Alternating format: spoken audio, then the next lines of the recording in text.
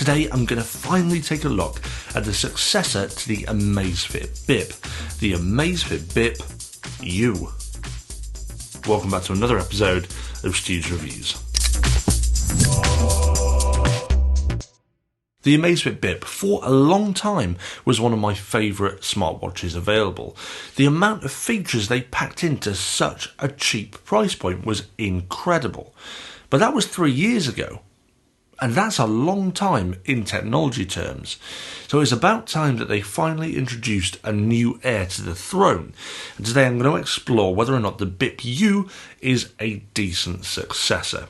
So, before we begin, let's take a look at the specs. The Bip U is just 40 by 35mm in size and weighs only 31 grams with the strap, making it super lightweight. But that doesn't stop it from housing some significant upgrades from its predecessor. The 1.3-inch full-colour LCD display is lovely and sharp for its size, and it sits below a curved glass exterior.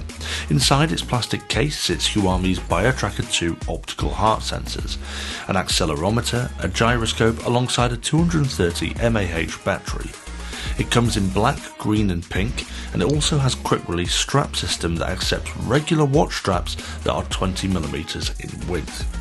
I'm really excited to show this to you and discuss whether it can knock the crown off the head of the original Bip as the best budget fitness tracker available. Now, a few of you are probably pointing at the screen and saying something like, "Oh, but Stuart, isn't there already a successor to the Amazfit Bip?" And you wouldn't be wrong, because there is a successor to the Amazfit Bip, and that is the Bip S, but I haven't actually covered that, although I have it in the studio at the moment, and I haven't covered it because there weren't a lot of changes with it. It was waterproof, the original one wasn't, and that's really about it, other than a few other little things.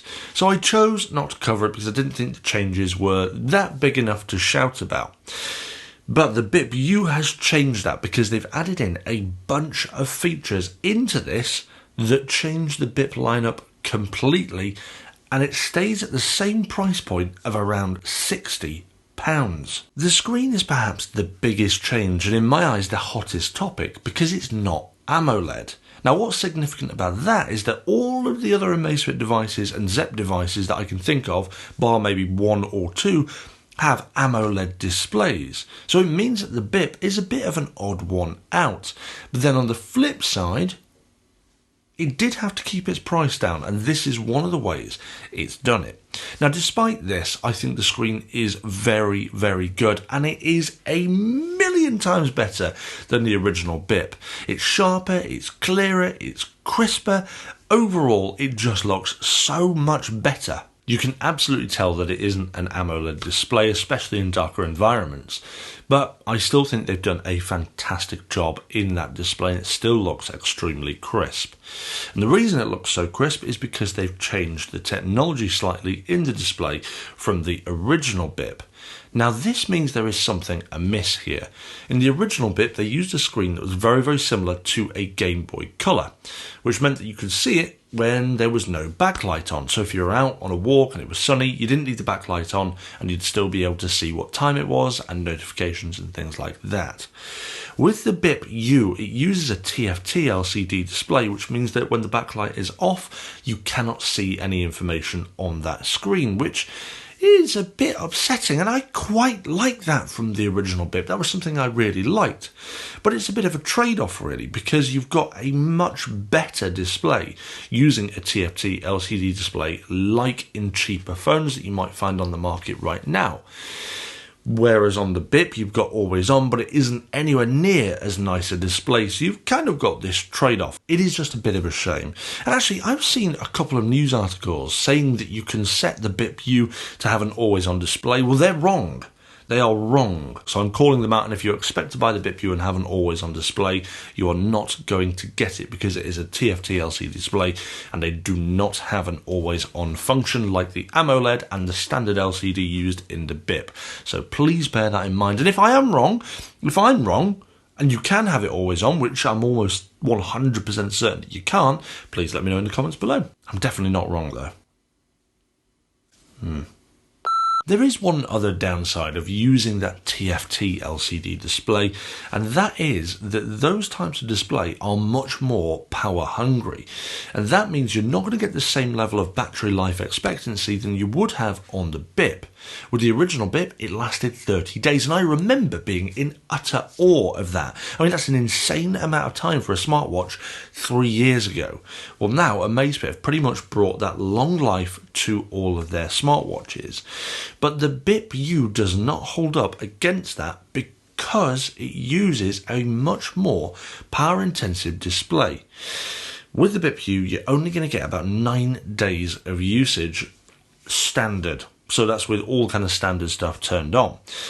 That's not necessarily anything to scoff at, I guess, because 9 days is still extremely respectable, but it's definitely not what we're used to from the Amazfit range. In fact, I think that might be the shortest battery life in the Amazfit and Zepp lineup. But then it is one of the only ones to use that TFT LCD display.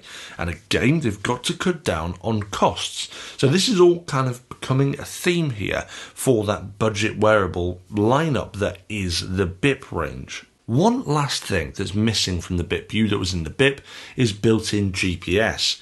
Now this is a bit of a shame. If you want to go for a run and leave your phones at home and track your route still, then the BIP U will not do it. You have to take your phone with you for it to use the assisted GPS. The Bip, however, did have GPS built in, so it did mean you could go for a run and it will track your route whether you had your phone with you or not. Bit of a shame that they've not put it in the BIP U, but hold on 1 second, because they have put it in the BIP U, just not the standard version. There's actually 2 versions of the BIP U, the standard and the Pro version. And the Pro version has the GPS built into it. It also has a couple of other things as well, namely the addition of Amazon Alexa.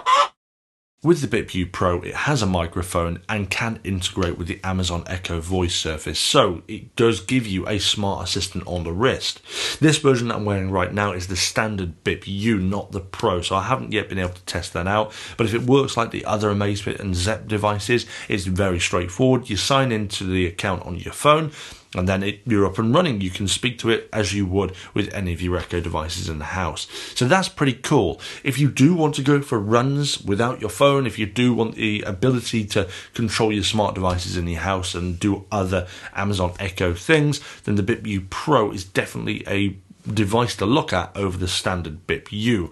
And actually then the BIP U Pro becomes a lot closer to the Amazfit Bip in its feature set, the fact it has that GPS. Both models have much better specs to be able to track your health and fitness a lot better than the original Bip. First and foremost, both of the watches are 50 meters submergible, so any form of swimming you can track.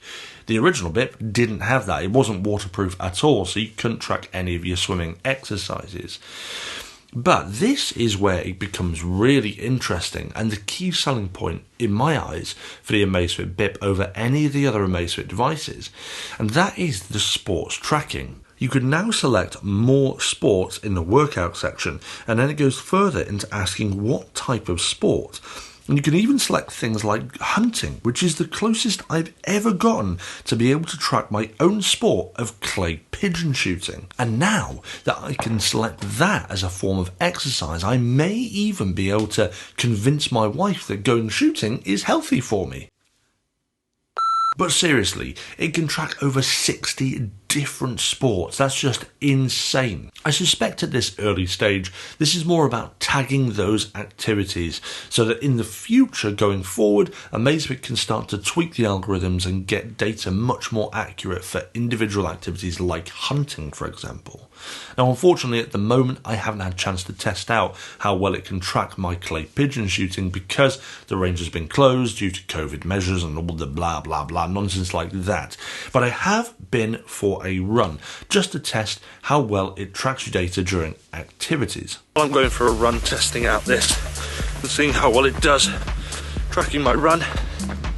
If any of you have any recommendations for a really decent and accurate heart rate monitor that isn't some form of smartwatch, let me know in the comments below, because I'm trying to find the most accurate heart rate sensor that I can access as a consumer to give me a base rate to understand how accurate fitness trackers that I'm trying are when it comes to heart rate. So please do let me know if you have any recommendations. At the moment, quite a few people have recommended the Wahoo ticker, so I'll be checking that out really soon. From what I can tell, the data is pretty accurate, and it uses Xiaomi's algorithms that they've been developing over the years in all of their lineup. So from what I can see, it's pretty good. What's really nice here though is when you are tracking things like your activities, it has an element of multitasking, so you're able to control things like your music if you do have music with you playing on your phone. This is something that wasn't in the original Bip, and in fact if you went home whilst tracking an activity, it would cancel that activity and you wouldn't be able to go back into it. So it's a nice touch. They've added a form of multitasking here. Now obviously all health data collected by any wearable is only ever a guideline, and I'd hope I wouldn't have to keep saying this every single episode, but without fail, some COVID 5G mind control Illuminati conspiracy theorist gets in touch and comments, oh well, these devices aren't accurate. Well, of course they're not accurate. It's just something on your wrist. They're never going to be as accurate as the medical devices that you can get down at your general practitioner doctor's office. So if you are concerned about your health, head down there and ask a doctor. These are only ever meant to be a guideline, and in fact most manufacturers will clearly highlight this nearly at the start of their terms of service. Just like, guess who? Amazfit. In my eyes, if you have the expectation that this is going to be as accurate as the machines that cost thousands and thousands of pounds down at your doctor's, then you probably do need to go to the doctor's. So stop watching, pick up the phone and go to your GP. Either that or reset your expectations, which would be simpler. Anyway, rant over. Pressing the crown on the side allows you to run through the apps and gives you pretty much the standard set available on most other Amazfit devices, including the SPO2 reading app, which is another good addition to the lineup for health tracking, and fantastic that they've put it in a device at this price point. Aside from this very simple interface, notifications from your phone, both iOS and Android, will pop up on the screen with a vibration, which might I add is rather strong for its size, but it can be adjusted in the settings. The interface is a lot smoother than the original Bip and a lot more vibrant. If you've used any of the Amazfit devices from the past year, it will be very, very familiar to you as it runs a similar build and design. There's nothing mega special about it, as it's rather simplified, but that is what I like about it, and that's what makes it very simple to use. The partner app is pretty good overall, giving a great connected experience. Now this is the same app that all Amazfit and Zepp watches use, so I've done a complete overview of this experience in my Zepp app review video, which I'll leave a link in the description for. So if you do want to find out more about how the app operates, go check that video out. Coming to the conclusion, I think the BIP U does have some trade-offs. You aren't going to get all of the things that the original Bip has, but you are going to get a much better experience overall. It's a better screen, it's a snappier interface, there's more health tracking features, it can do things like your SPO2 levels, it's more accurate in that respect as well. And also the fact you can do 60 different activities and track them individually, it just makes this one of the best budget fitness tracker wearables that you can buy at this moment, with some fantastic smartwatch functionality baked into there as well. So if you have a Bip, this is a significant upgrade. I promise you, you are gonna love it. And if you don't have a Bip already and you're looking for the budget fitness tracker of the year, the BIP U is gonna be the budget fitness tracker of 2021. I mean, I'm prepared to be surprised, but at the moment, it's absolutely taken that top spot for me. But that's all from me, guys. If you have enjoyed today's video, don't forget to hit that like and subscribe. And if you do want to see more Amazfit or Zepp wearable reviews, hit that notification bell as well, because I've done loads in the past and I've got some more coming up real soon as well. But other than that, guys, thanks very much for joining. I'll see you back in another episode of STU'S Reviews soon.